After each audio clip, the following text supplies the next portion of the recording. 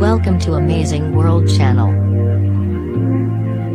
European CarFree Day took place on Friday and Dublin's streets were a haven for walkers, cyclists and public transport users.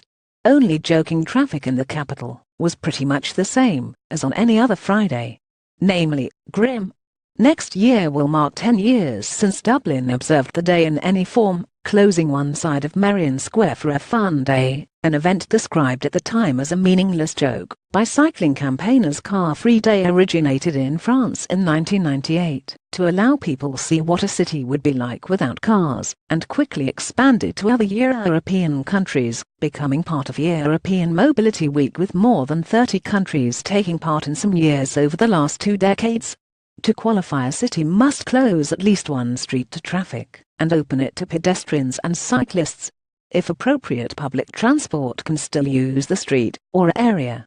Traffic on Bachelor's Walk in Dublin. Photographed. Dara MacDonnell. Dublin first participated in the event in 2000 and continued to observe the day on most years up to 2008, closing 1 or 2 streets in the city. However, the event met with limited success, with reports of more motorists taking to the streets some years in the belief there would be fewer cars on the roads.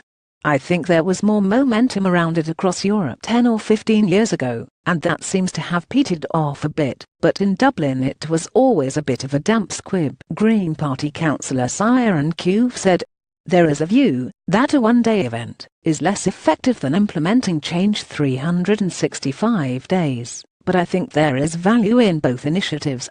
The day could also be useful for allowing ideas to come forward on creating a more pedestrian-friendly city," he said. Dr. Mike McCullen of Dublin Cycling Campaign said it used to organise events to coincide with the day, but gave up. "We used to do stunts to highlight the day, like having a person in a car, on a bus, and on a bike departing from the same place and finishing at the Spikesbury in O'Connell Street. The cyclists always won. But we gave up, because there was no seriousness of intent to deal with the motordom, the motorised domination of the city." Director of Consumer Affairs with the AA, Conor Forgan, said Dublin City Council had accepted the reality that there was no point in CarFree Day. "When there is such a public transport deficit, you may as well call it Take the Day Off Work Day," he said. Dublin City Council said it was promoting a range of sustainable transport initiatives instead of holding a CarFree Day. The aim of the Mobility Week CarFree Day has moved the emphasis onto the testing by cities of initiatives during the week that they might intend to implement long-term. 3 counties did close some streets as part of CarFree Day this year. Streets were closed in Westport, Company Mayo, Tralee, Company Kerry, and in Galway City.